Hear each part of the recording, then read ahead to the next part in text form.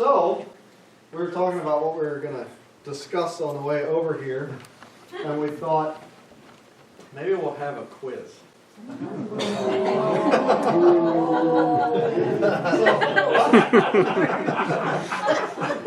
let's start with this. We were here in September of 2019, so who was here and remembers us from then?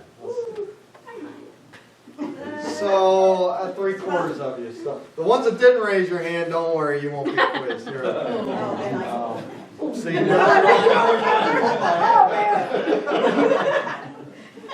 so what we thought we'd do, instead of actually just telling you all over again, is maybe go through and make it more of a discussion, talk about a little bit about who we are, and ask you guys some questions, see what you remember, and we'll try to elaborate on that and talk a little bit about the ministry there in the Gambia and kind of update you all on where we are and what our plans are in the upcoming months here.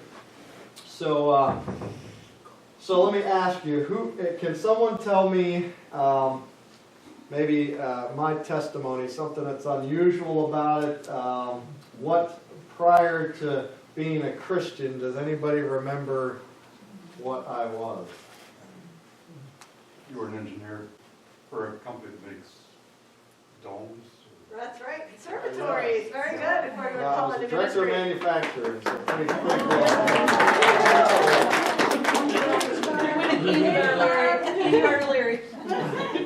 Slice of pizza. Were you an atheist? I was an atheist, yes, good job. Yeah. Wow. You have a question? No? Rip it up. Oh, I thought you were going to have the next question. Oh, I have the next question? Okay. So, obviously, so here's another one.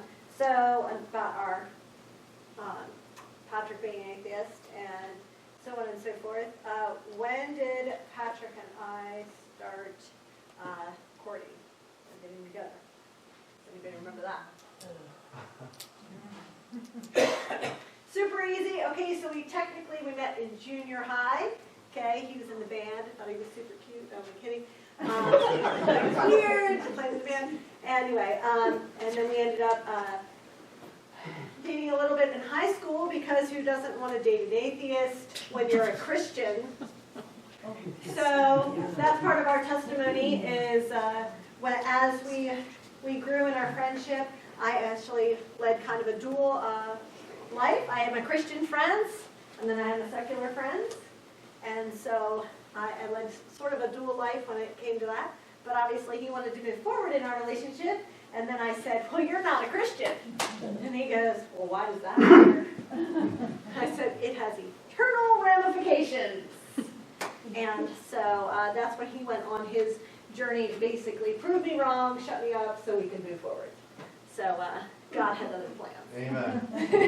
What high school did you go to? Believe it or not, we met on the road to Damascus. We went to Damascus High School in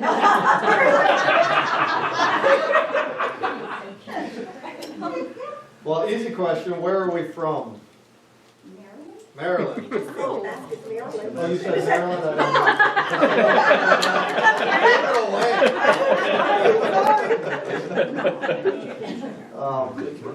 So who can tell me, this should be an easy one, but the missions committee can't answer this question.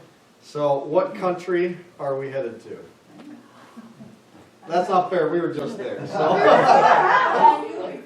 Okay, where is it? The Gambia, right? And you're taking over for our former missionaries that we support up until the end of the year, the Robinsons. That's right, Barney and Adelia. That's right. Yep. And so who knows where the Gambia is at?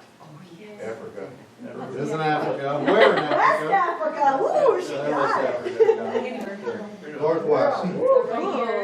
Look, you got Africa on your hand. You just didn't even know it. Backtrack, and then right there on where your thumb bends is, this is South America. So you got to get Africa. So this is Michigan. We were just in the thumb of Michigan, I think they said, Yes, right? correct. Or the thumb, I don't know, whichever way it's. So, the Gambia, who can tell me what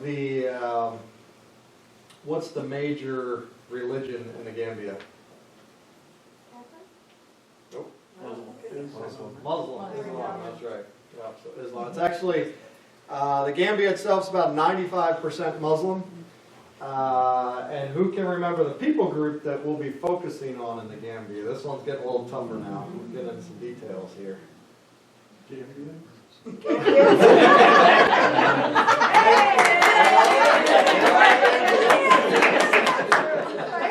a little more specific. So the Joshua Project, as you might know, divides up the world instead of countries into people groups. And they are an unreached people group. It starts with a W. Oh, wheels are turning here. What's her name? What's her name? So it's the Wolof people group. The Wolof people group. I heard you say like Wolof. It's like Wolof. It's the Wolof. So Muslims, we're going to be focused on the Wolof people group. What is the national language in the Gambia?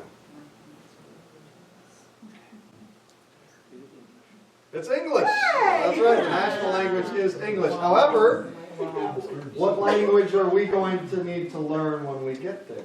Woolish. Wolof. Right. Well, that's an easy one, right? Because it's a people group, so easy to remember. What's very interesting is, when you're over there, obviously they have a slight accent. I have a slight one. So the word is W-O-L-O-F, Wolof, but they don't quite pronounce it like that. To me, it sounds like a fun snowman that we've all heard about. And so when they say it, it sounds like this, Olaf. I'm like, did they just say it's a snowman? I'm like, I can say Olaf, but it's Olaf. It's like all one big word, and so that'll be your memory. Okay, I'll think snowman, and then you'll be like, the language is Olaf, but it starts with a W, so Olaf. So the Gambia is a mostly Muslim country, and it's considered a open/closed country, meaning that they know that we're missionaries, but we have to have another reason to be in the country as well. What is the other reason that we have through ABWE to be in the Gambia? Does anybody remember? Education? I heard medical. Yeah, close. So the ABWE has a medical clinic in the Gambia. We're not nurses or doctors or anything, but my position there will be eventually will be the mission director, basically for the clinic. So we will coordinate really the things with the government, between the government and the clinic, getting nurses registered, going to official events and things like that, and kind of being the face to the government for the medical clinic there. So we actually are, they know that we're missionaries and they're okay with that as long as we're doing something to benefit the people in the country. So really kind of how it goes is when they ask you about, how's your missionary work going, we go fine, and then we move on to the next subject and just don't talk too much about it. Right now it's still fine, but it may not be at some point, we're not sure. But we can openly preach the gospel there, which is very unusual in an all-Muslim country, as you can imagine. Most Muslim countries, it's not, it's illegal to actually preach about Jesus or talk about Jesus, at least in the way we would, and not just being a prophet, as they would say. So one of the other things that he said over here was education. We do actually have a literacy center there, so many of them do not end up going to elementary or junior high or anything, so they don't actually recognize the alphabet, let alone know how to read. So we do have a literacy center there, so any teachers wanting to come, we will take you, because also in the city where they have another thing that I will be doing, and Adelia already did, and the letters are C-R-E. This is going to be your next question, okay? And it would have to do with teaching. Does anyone know what C-R-E would stand for? Vicky? Create a teaching lesson? Well, let's see if the last letter is E, so. Education. Oh, this one. Christian-related education. Yeah, there we go. Christian religious education. Yeah. There we go. Yeah, so believe it or not, an all-Muslim country, In their public school system, they actually require that Christianity be taught in the public schools. Adelia actually was the one who first got introduced to that opportunity and was teaching for a few years in the public schools and the middle schools. And so we're hoping, Lord willing, when Michele gets there, she may have that opportunity as well. Yeah, so just like we have, electives at our junior highs and high schools, it's the same thing. Religion is considered an elective, and then just like language is an elective here, you take French or Spanish. Well, religions is an elective, and then you take either Islam or Christianity. And when Adelia first started and found out about it, there was actually some of the kids in the neighborhood who said to her, "Could you come and teach our class, because our class is taught by someone who doesn't know Christianity, and they're Muslim." And so God basically beat down Adelia's door to open that. So I'm eager to get there and start that. Did you have a question? Oh, I saw your hand. Yes, and I can't remember. And it's all right. Well, just let us know if it comes back to you. Senior moment. I'll take your question since I'm her sister. For 200. Yes. Are you? It might be getting mixed up, dealing with maybe young mothers or young ladies that are pregnant. Or is this not That's Maylin. Huh? That's Maylin Hartwick. That's no. rats? I was trying for the candy bar and I Right, okay. right. We're trying to get it. Deduction. Yeah. I knew it was somebody. You lost 200. All right, so what is going to be our primary ministry focus in the Gambia? By the government or by what you plan on doing? By what we plan on doing? Hopefully Christianity. It definitely have to do with Christianity. Yep, that's true. Are you Anybody planning, know What are those the group technical people end up term? doing? are you planning a church? Church Hey, planting. Yeah, so that's gonna be our primary focus. I mean, it's an unreached people group. There was a church that we visited while we were there. It's no longer there. At least that group's not meeting anymore. There may be one or two other churches that we'll need to check out when we get there and see. There's definitely a lot of health and wealth prosperity gospel that's happening over there. They meet on like Wednesdays, right at 7 o'clock is when they do the healings and all the miraculous stuff that goes on there. God only heals Wednesday at 7. Right, it's only Wednesday at 7 o'clock is when that occurs, but, so primary focus will be, church planting. Now, in order to plant churches, you obviously have to spend time building relationships with people, right? And so there's a couple means that we hope God will use to help us build those relationships while we're there.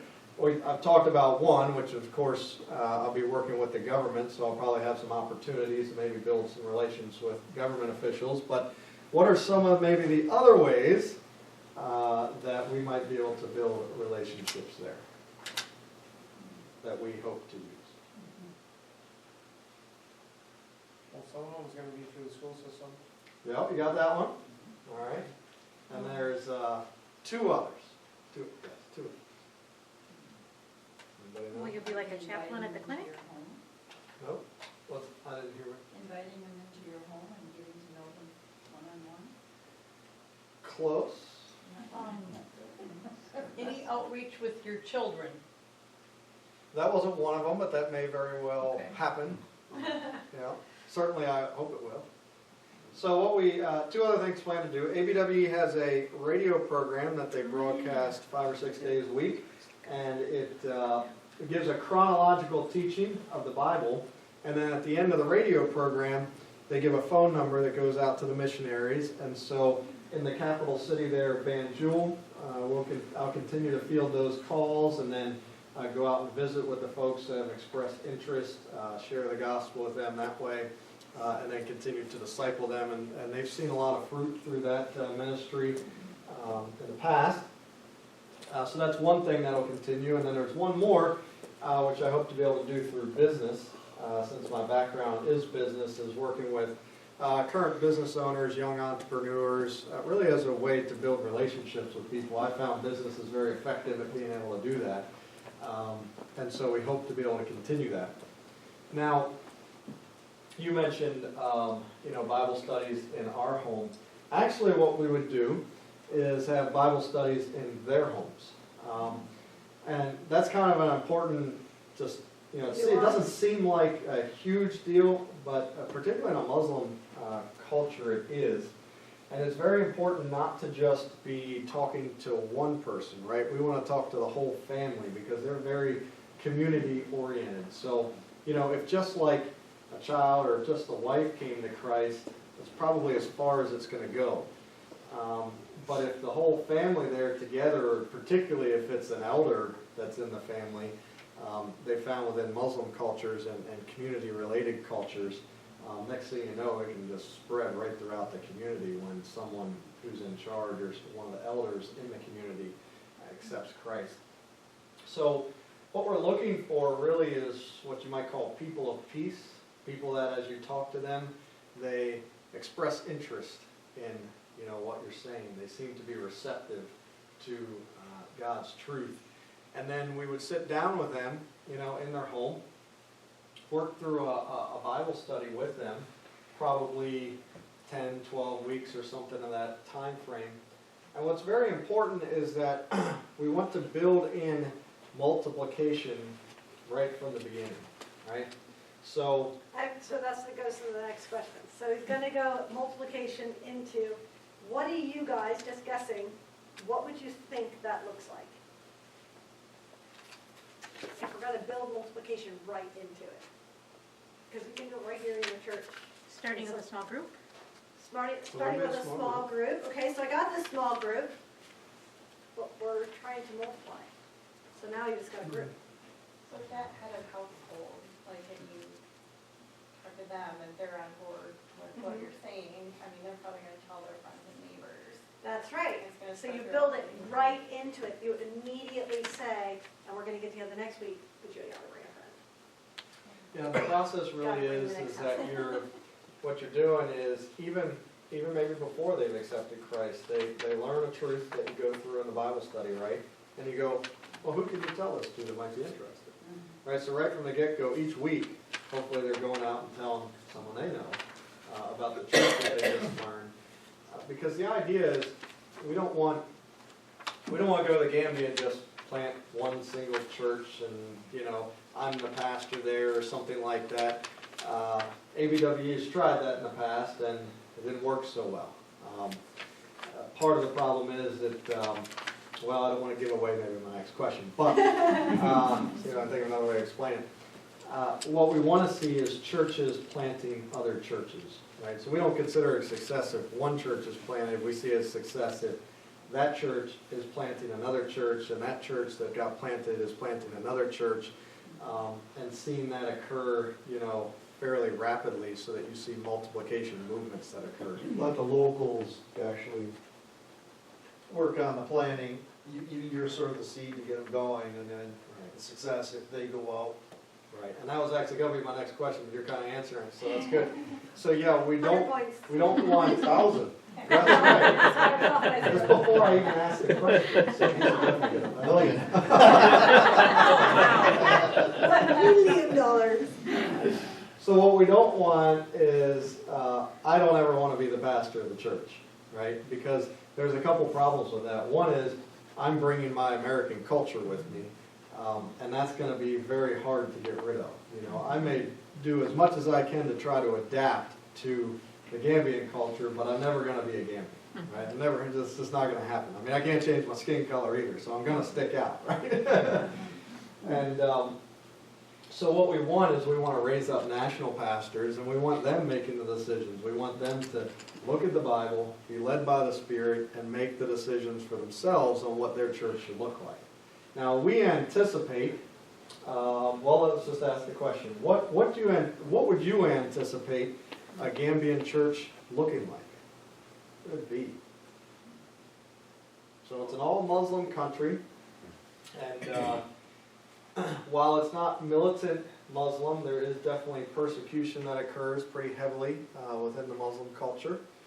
And so someone who professes faith in Christ is going to get an extreme amount of pressure and maybe even threats from their own family.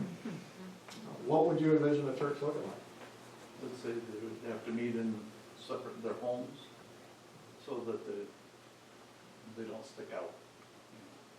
Very good, very good. So we would anticipate a house church model there.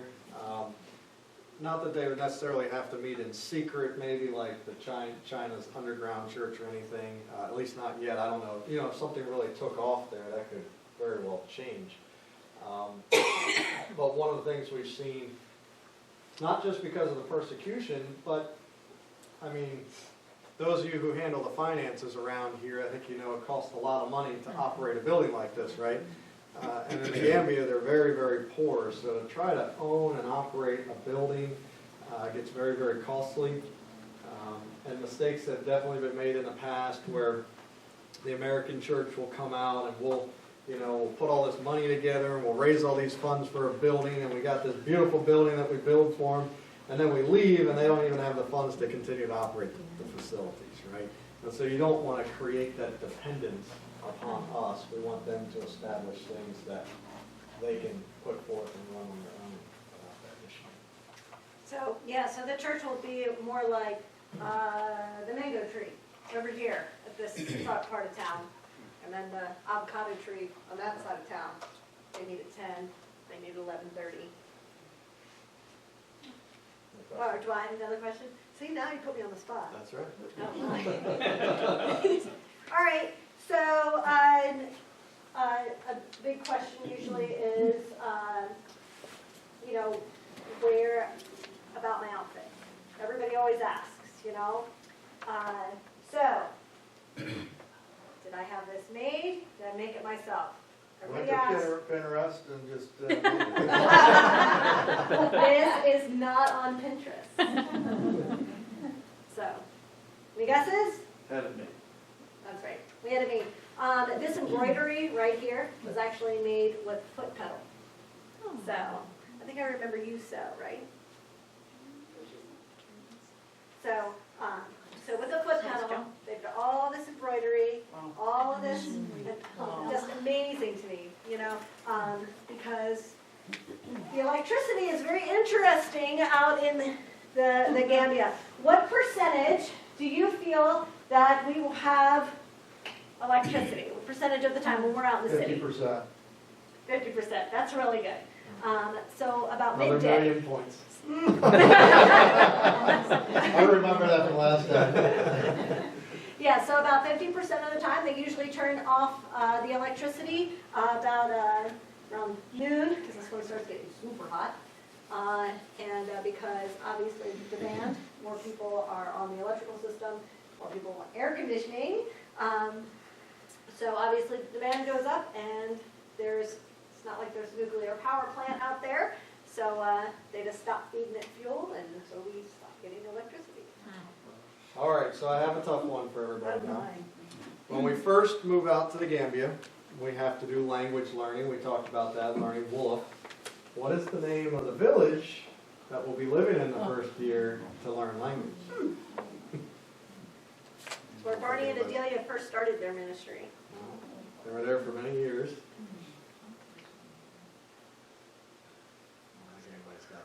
So it's the village of Ndugu Kebe. Okay, so he doesn't pronounce it right, so we're going to say it again with like a blah in it, okay? It's a Nulugape. So, And all the missionaries just call it Kebe because that's easier and they Right. don't even worry so about it. language study is going to be very, very interesting.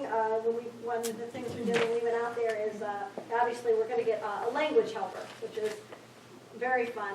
That, they start with all the sounds, which is one of the sounds which is like the roof of your mouth, It's not an easy sound to make. It's like all the way in the back with your tongue. And then, of course, you have to roll your tongue. And some people, that comes very naturally, like for me. And my husband, on the other hand, struggles with that. He has many other talents. And, and so the language helper said, okay, so these are the sounds you need to make. And so, some of them are very easy, with on, and, and then of course you go, and he goes, and she's like, no, and he goes,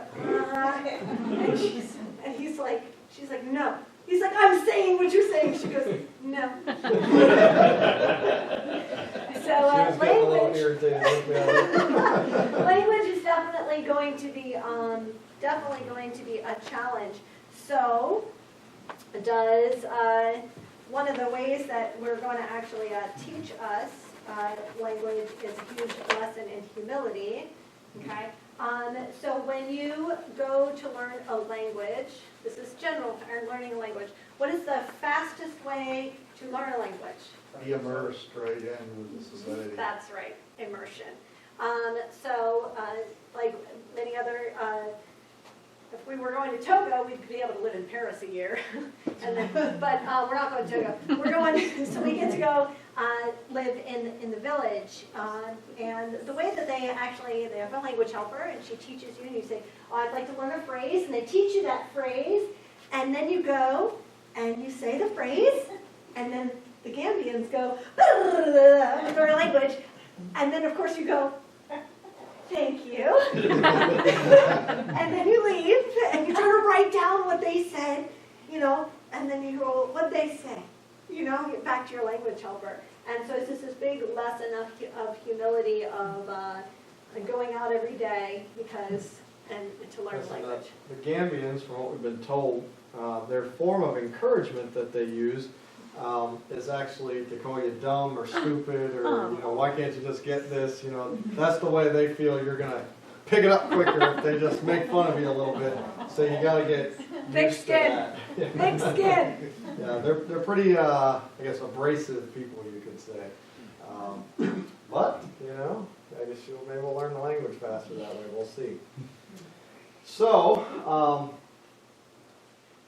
I had a question, I lost it. Yes, good, because I I know lost Barney, where they started out, a geographical location, I believe he spent in his later years a lot more time going across the river. And it's almost, if I remember correctly, the medical mission got put in a wrong geographical area. You're telling us stuff now. So what else happened? Is that what you guys are saying, or are you guys gonna be on the other side of the? What's Yeah. right, so that's the next question. So the first year we're gonna learn language where the clinic is at, the medical clinic, that's in the village of Ndu, whatever. I love it. And over the river, the capital city of Banjul, that's where our ministry will be. That's where Barney and Adelia were the most recently before they retired. That's where the guest house is for ABWE, and that's where we'll be staying at. I'm giving away all the answers, but there we are. So we'll be staying there. That's where the main ministry will be for us in the capital. So we have, can anybody tell me how many missionaries are currently in the Gambia with ABWE? 8. Close. They're close. Make sure I get it right. 4. There's 4, right? Right. We'll be doubling the team when we get out there with our family of 5. Yeah. 4 just single ladies who are all that's left with ABWE. Joan is a new teammate, and she is actually getting ready to head to the Gambia. She actually tried last week and didn't have apparently the right type of COVID test, so the airport rejected her and turned her back. And while at the airport, she got COVID. Well, she came back, got another COVID test, and then tested positive, and so now she's in quarantine and hasn't gotten there yet. But this also leads into the next prayer. So one of prayer requests that we really have for you guys, one of the things that is happening right now in the Gambia is they're making you quarantine for 2 weeks. But you get quarantined in a government-approved facility, which at the moment we're told is hotels. well, hotels get expensive if you're gonna stay 2 weeks at a hotel. Plus all the food and they charge you for, all the Right. associated costs. Right. Obviously you have to have food delivered to you and everything else. And then, of course, is there gonna be a kitchen? We're Americans, so we would love American style food, I don't know. So we are praying that right now the team is working to get, the ministry house to be approved as, Is it a quarantine a site? quarantine site. So we're praying that the reason God delayed Joan is because he's trying to get that. So, what is the name of the ministry that Barney and Delia ran in Van Jewel? Does anybody know that one? Nope. It's a guest house, y'all. Come on. Get a team together and visit us, in a couple months. How big can the team be? So I have 17 beds, and I think we sleep 30. So bring them all. Bring some sleeping bags. We'll make it 80, pile them all in. So where are you at with your sport? We just 2 weeks ago had a new church take us on and brought us up to 100%. This church is kind of exciting. This church, we're actually never met in person. So the missions committee met with us virtually, and then we sent in a video of our ministry and what's going on, and God just encouraged them to take us on as their missionaries. So we're pretty excited about it. So How many different churches do you have? that's a good question. I think churches, that's now, it's either 14 or 15 churches, and then I think we have about 50 individuals or individuals' families, that support us. So quite a big group. It's been quite a lot of work the past 3 years to get to that point. We are currently, our outfit and passage support, that's what they call like one-time support that we need, which was a total of about 67,000 or something like that. It includes like your flights and automobile and shipping container and all that kind of stuff, outfitting the house, all those things, visas, passports, all that stuff. All of that support has come in except for a very small amount, which our sending church is getting ready to vote, and I think it's going to approve that. And then we're raising support right now. For what? Who's read our last newsletter? Generator. Oh, there we go. No, I don't know what you're talking about. They're not approving the money for the generator. No, they're not. I said, what are we? What's Oh, our, that was the question, yes. that was the question. So yes, we're That's the right answer. so we're raising support for a generator. I think we're 3,000 or 4,000 towards the 10,000 for the generator, so we're almost there. Yeah, The generator and air conditioners. So that's going to be for our time in the village. There's no electricity at all in the village, and we need some cool air to sleep better at night so that we can learn language. But we're pretty close to the remainder of that support as well. So we are looking forward to it. We're hoping that we're going to get out in March. That's our prayer. That's what we've been shooting for. Our house is doing some final updates on it to get it ready for sale, and it's just about ready, pretty close. I have a couple more projects, maybe another week or two's worth of work. Come on down. That's right, you're gonna fly out to Maryland. But we're hoping to get out in March, but we're really praying about, when to put it on the market. Things have been selling pretty fast, and we don't want to end up homeless, right? There's been talk in the Gambia, about potentially closing the borders again, and so we're praying that doesn't happen. Certainly, we don't want to put the house on the market if the borders close again, and then it sells and we don't have a home. So we're really trying to figure out those things related to the COVID stuff. Senegal apparently is planning on closing their borders. They surround the Gambia, Oh. and the Gambia tends to follow suit with what Senegal does, you know. So we're not really sure what's going to happen there yet, but we'll see. So I think we'll leave it open to you guys to ask some questions. Oh, we got one back there. What are some of the hobbies that they might do that you could get involved with learning languages of that particular thing if you went and visited them? Hobbies that they do? Well, I don't know if it's a...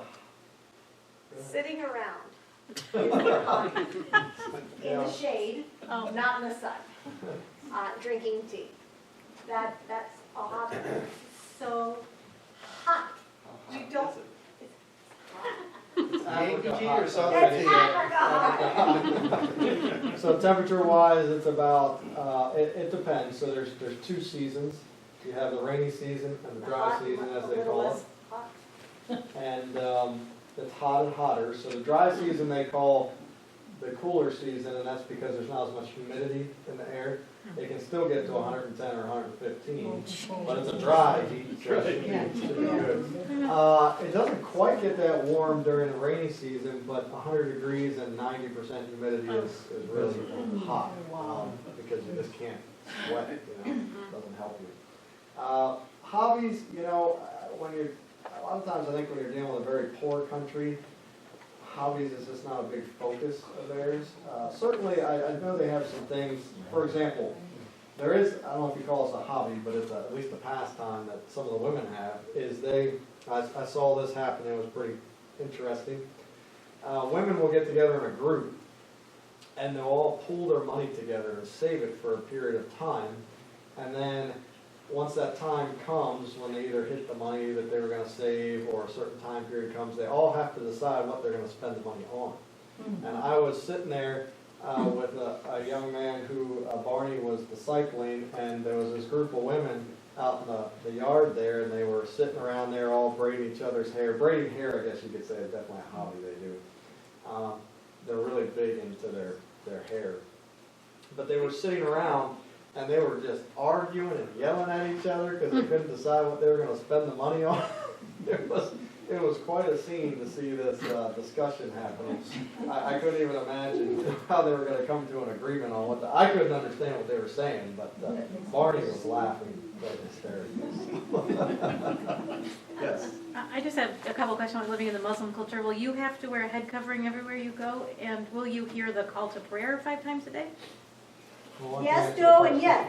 Okay. Okay, so, will I have to wear a Muslim head garb? No, I will not. Okay. Will I still have to wear, yes, because it's their culture that married women have a covered head, even though it's more like a hat. It shows that I'm not on the market. So that is, you know, something. But it's more like a turban-y style. Yeah, Celia showed hers off once. Yes. So there's that, and then. What was the last question? Will you hear the call to prayer 5 times Yes, a so day? call to prayer is super fun. I'll let you do that one. So it depends on where you are. In the city, in Banjul, in the capital, not so much. It's a bit more liberal there in the city, and it's an international city, so you have people that come in, you know, from all different countries as well. In the villages, it's much more conservative, and so it definitely happens out there.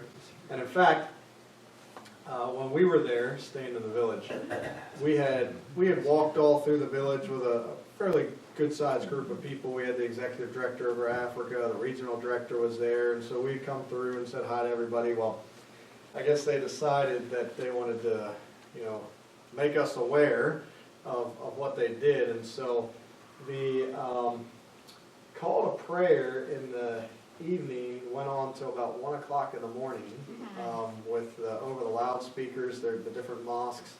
So it's hot there. And of course you have the windows open because, you know, we don't have any air conditioning or anything, so you're hearing that. And so we finally fall asleep, and then it started up again at like 4 in the morning. It's supposed to start just when it gets light, but it's almost like a contest between the different mosques who can get in there first. And so at like 4 o'clock it started up again, and then the donkey gets going when he hears it, and he starts hauling away. Yeah, so The they're, goats, and the missionaries told us, oh, they never do that. I don't know what that was about, but they did. for because us we are while marching there. through with the Holy Spirit, watch out. They're like, oh, we're scared, Yes. watch out, we're coming. What's the main industry or wealth of the country? What do they do for the wealth?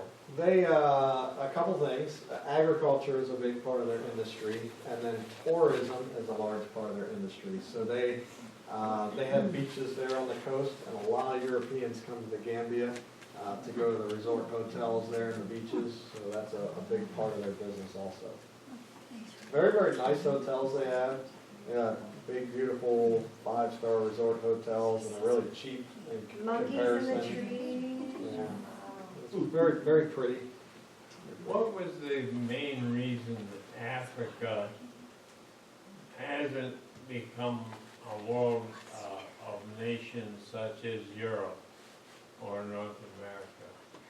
Well, that's a big question, isn't it? Oh, I'm wondering, Africa is supposed to be wealthy in different minerals and different things, but yet it's so poor. Europe flourished. The only thing I ever came up with is because of Christianity. Oh, funny how you came Well- up with God blessing things. I would say, and I don't know if this is the absolute answer to it, Speculation. but I'll speculate here for a moment. Africa, this is really all throughout the continent of Africa, they view money a bit differently than we do, and Not a bit. Europeans do. Very different. Right. So, for example, if you have a friend, all right, and you have some extra money, and your friend comes up to you and says, I need some of that money, it's expected that you give that money to your friend. And so what happens is it's the same thing happens within the families and in friends, and so it becomes very, very difficult to save any money.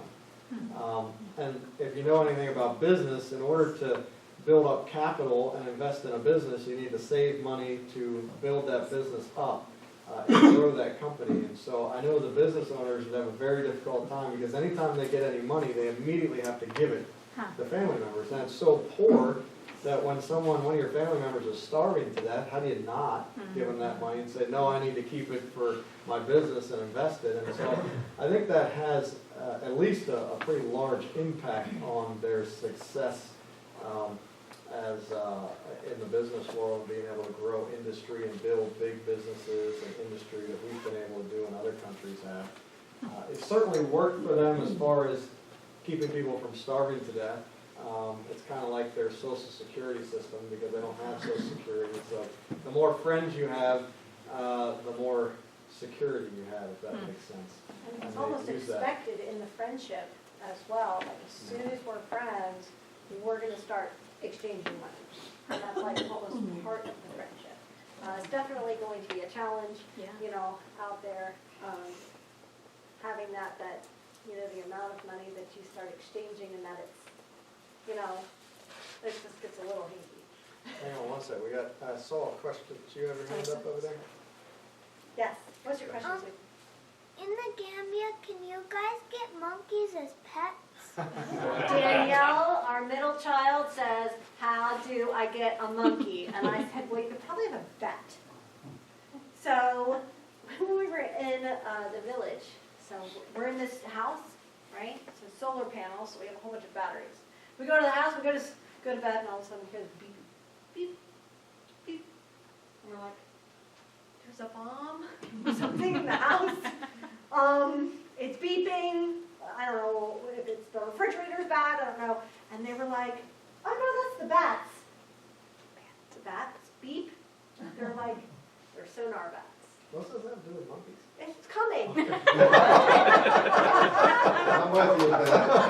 Okay, so we got these sonar bats. So anyway, that's out in the village. There's not as many monkeys. But out in the city, when you go to the hotels, there actually used to be a monkey sanctuary. But according to Adelia, the Chinese moved in and bought the land and knocked all the trees down, so now all the monkeys are all throughout the city. So I said, Danielle, we're probably going to be very angry at the amount of monkeys we're going to have in our yard. So you're going to get as many monkey friends as you want. So the answer is yes, we can have monkeys. So I was wondering if you're talking about businesses and expecting loans to be exchanged. If you have a successful like business person that's in the country, do you find them like kind of like isolating themselves from other people? I don't know because I haven't lived there, but I just from my experience and what I've learned, I would think that would be really unusual just because it's not part of their culture to be independent. You know, the way we are here, that being individualistic is just something that they wouldn't even understand or think about being a way of living because, you know, they're what they call an honor-shame society, right? We are a guilt-innocence society. We view things through the lens of you're guilty or you're innocent, right? You even hear that in our gospel presentation, right? Many times you're under God, you're guilty, right? And through Jesus Christ will be made innocent. But the rest of the world, most of the rest of the world is an honor-shame society, so they see things through a lens of whereas, you know, within a community, if you do something wrong, that whole community will shame you, right? And that's like the worst thing that can happen, to be shamed from the other people in your community. So honor is very, very important. To give people honor is very important, and that can only really happen within a community type of society. And I think the reason we've become so individualistic here is because our culture has changed to be much more of an innocent versus guilt way of viewing things. And it's really an entire different mindset and something that's hard for us to get our minds around and view things that way. But if you read the Bible through an honor-shame, because in biblical times, it was actually a honor-shame, you know, culture at that time. And you see the word honor and shame in the Bible all over the place. And as you read it through a different lens, you start to realize how God worked in their culture as well. But it still works in our culture because you also see guilty and innocent in the Bible many times too. And so You're it's just dishonoring God, you're honoring God.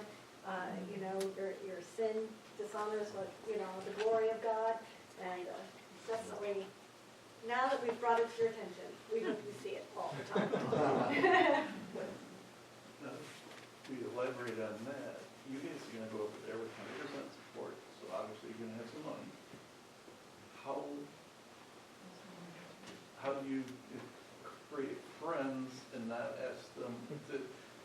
You're not buying your friends, is that what you're No. doing? Giving your money to They're gonna, once you're their friend, then they're gonna want some of your money. yeah. ABWE, one of the requirements they had to read a book called African Friends and Money Matters. And it was written by a guy, not a Christian, I mean, maybe he was a Christian, but it wasn't written from a Christian perspective. He was like over there for a research type project, but he lived in Senegal, which is very similar to the Gambia. And he really detailed out what it's like to have friends in Africa and what that means and things you got to kind of think through because that is going to happen.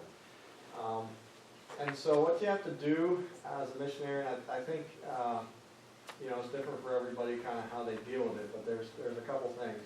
One, you have to accept the fact that part of friendship means money's involved in it. That's just the way they do things, and you got to kind of adapt to that. And they, of course, see us as being rich, which in comparison to them we are.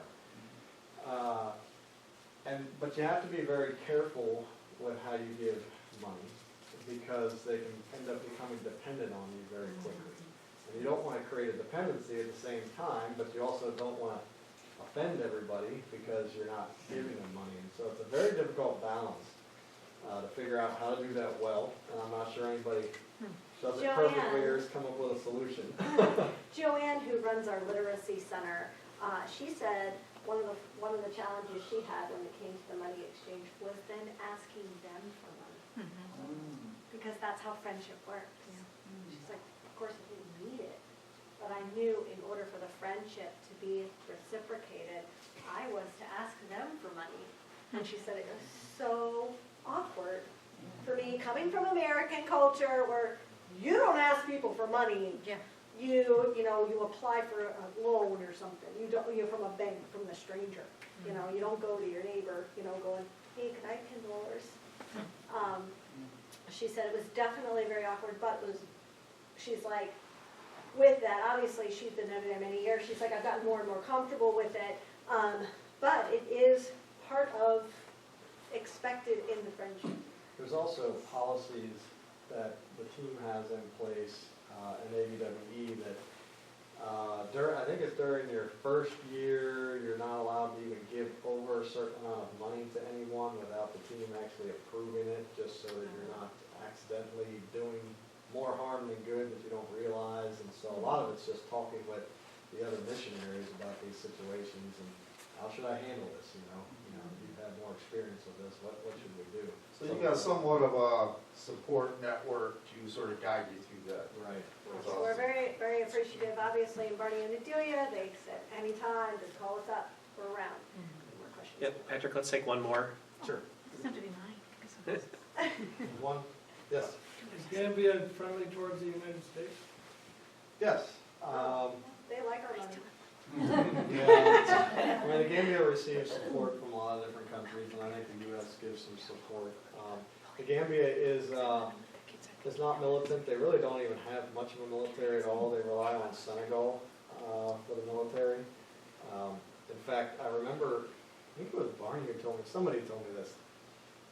There was, the U.S. military was there at some point at the port there, I guess just visiting or something. And I think it was Barney who asked one of the Navy personnel there about the Gambia, and something hypothetically like, what would it take for the U.S. to take over the Gambia or something? And he was like, oh, we just need like one unit, it wouldn't take anything. They just don't have any military power, but they're friendly towards us, and they're definitely friendly towards the missionaries. The missionaries have been there for quite a long time and built some really good relationships with the government and the people there. Did Gambia have a different name earlier in their being? Have they always been called that? As far as I know, they've been called that for a long time, unlike other African countries that change frequently. Where does China fit into the big picture? China is heavily influencing the Gambia, like they are many other countries, and trying to assert their power into the region. So they have some facilities there. Like she said, they bought a huge area and cut it down, research type stuff, I guess they claim. I don't know what they're doing, but they definitely have an influence there. They influence things with their money. All right, I think we're wrapping it up. Yeah. Thanks, everybody. We've definitely enjoyed it.